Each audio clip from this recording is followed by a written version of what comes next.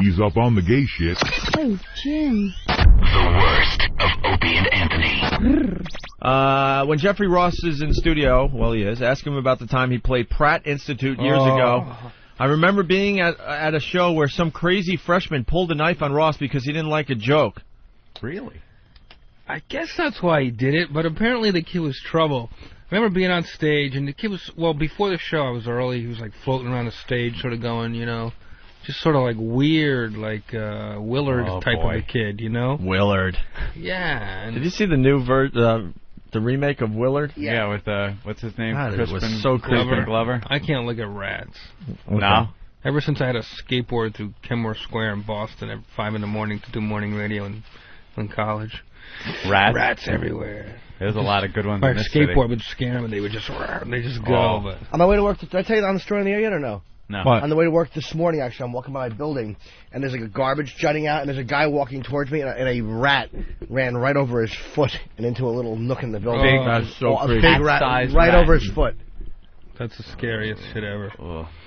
Yeah, and this kid just sort of like, you know, like, I think he like flashed it from the front row, and I got a little weird, and I didn't want to like, I didn't know. Flashed it like, hey, look what I got? Yeah, I saw it. I don't know if I drew any attention to it or whatever. Like, I don't remember. I was sort of, this is a long time ago. I was probably a little nervous and green and whatever. And then for some reason, like, I started teasing him a little bit the way I've been known to do. And he came up and he like had the knife. And I didn't know. There's like hundreds of witnesses, so it's just strange. Yeah. Do I take this guy down? Do I just walk off?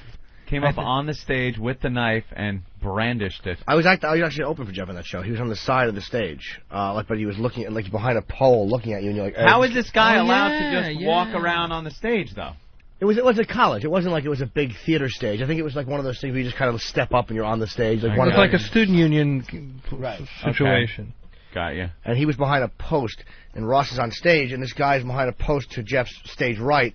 And I guess he was flashing the knife that the audience couldn't see, but you're like, hey, well, this guy has a knife. It was really uncomfortable. And I didn't see the knife. This guy has a knife. Oh, he's going into the guy with the knife bit. Yeah, where's the punchline? What?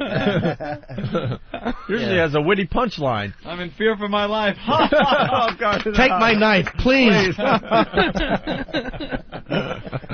Oh, that's. And what happened? He just wandered out, right? They escorted him out. No, they took him out. And you stopped the show. You were like, I'm not performing here. You got really uncomfortable.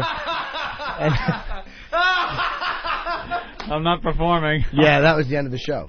You were like, you were weirded out by him, and it got pulled out. I didn't go back on? No. No, come on. No, you really? Was I last? Yeah, it was me and then you. There might have been one more, but I know it was me and you, and I just started... last. That was me and you. Yeah, it was two of us. Jeffrey, also, we're finding out that you broke your hip since we've been off the air. Yeah, that's why. How the hell do you break your hip at your age? That's like something old people do. Too much time at the Friars. I threw myself in front of some 6-year-old cunt ice skating. Dude. I don't like the warning thing. I like just the shock value. Just blurt He him likes out. the shock value. It was Christmas Eve. I'm in Bainbridge Island, Washington, to visit my sister and my nephews. You know, it's like a Hanukkah, nothing going on. And my nephews are like, we want to go ice skate. And they're like 4 and 8. The only ice skating rink's an hour north towards Vancouver. Christmas Eve. Middle of nowhere. We're driving to this ice skating rink. We have to pass through like a hospital, basically, to get to the rink. My sister goes, this is the worst hospital in Washington State. Oh, no. Just happens to mention that. You know. 2 hours later, I'm in the emergency room, being surrounded by nurses with like reindeer hats and Christmas sweaters, who want no part of this broken Jew. You know, like it's not like I'm some comedian. I'm just Jeff. You know, some just Jeff guy laying on a stretcher. Mr. Ross. It was Mr. Lifschultz.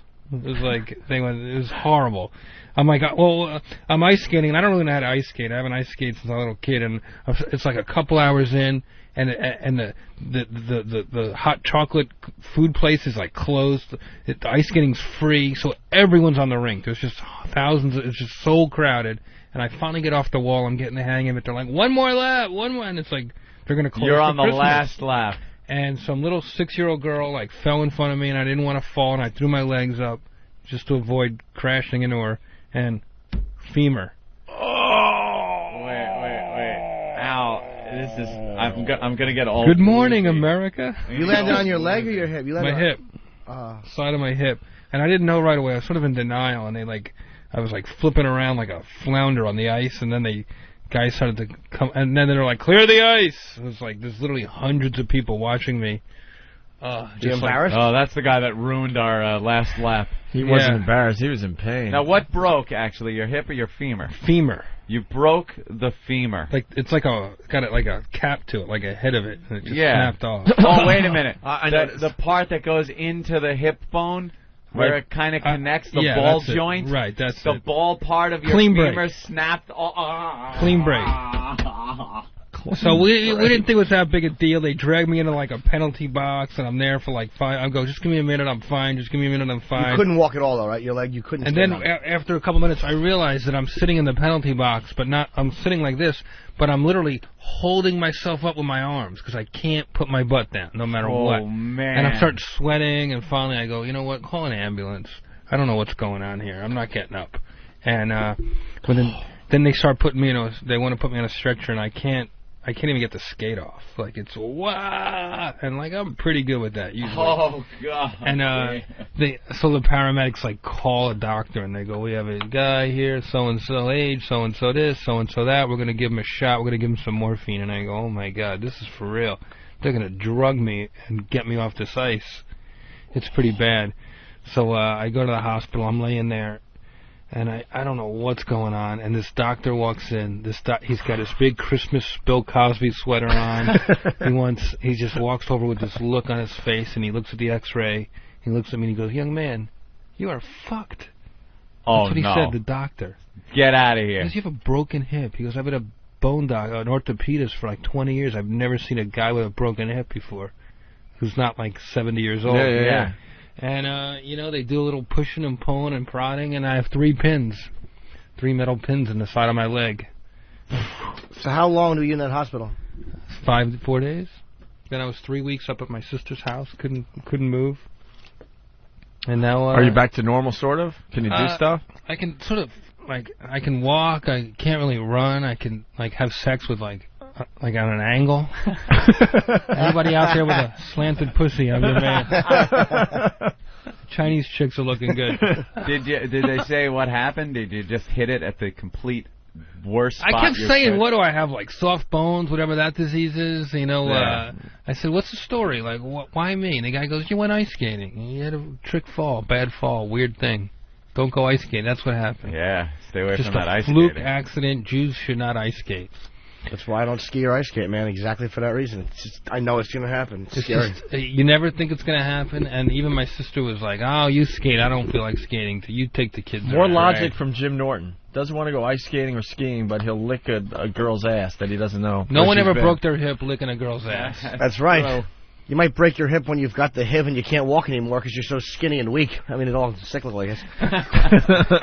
But, hey, look, it could be worse. I mean, you could have fallen on your back. I mean, look at stupid Christopher Reeve falls off a horse. I mean, it's like a lot worse shit could happen on a fall if you smash your neck, so it sucks, but in the scheme of life, I'm pretty lucky. Yeah. I mean, it's just the worst thing. If anything, it'll keep you from doing anything else stupid like ice skate or ski. That's not a stupid thing. You tried it. All right.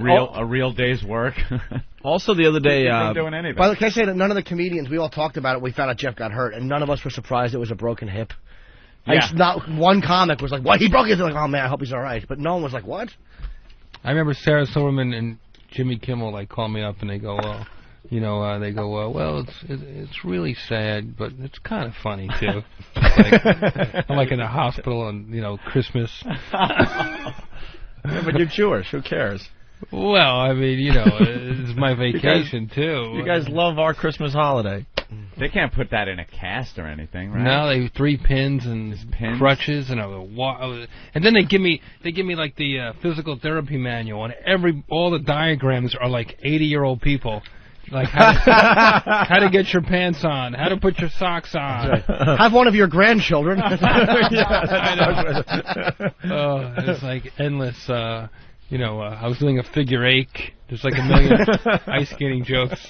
Dude, how did you fly home? After 3 weeks, you were still kind of straight-legged, or you could actually? I was on crutches, but I wanted to. That was another thing. I was on crutches and I'm recovering at my sister's house, which was kind of nice because you're out of L.A., you're out of New York, you're just in Bainbridge Island, Washington, spending some quality time with my sister and my nephews and my brother-in-law, who I known since I'm a little kid. And kind of digging it. Then I get an invitation. You're cordially invited to the world premiere of Along Came Polly. The Ben Stiller. Oh, yeah. And I'm in the movie, right? So I'm like, oh my gosh, I'm never in a movie. I gotta get out of this. Wait, you were in that movie? Exactly. So I go down. I saw it on a flight. I'm trying to remember what you did in that. So I fly down.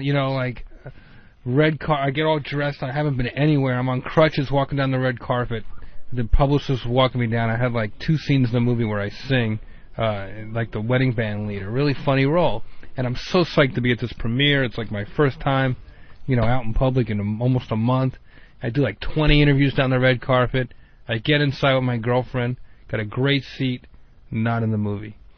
Cut out. Oh, They never told me, so there I am like a schmuck on crutches. Completely cut out of the movie. Just going to a film. That's all right, because the movie wasn't that good anyway. Pretty much went to the movies that night. The basketball scene was one of the funniest scenes in recent comedy.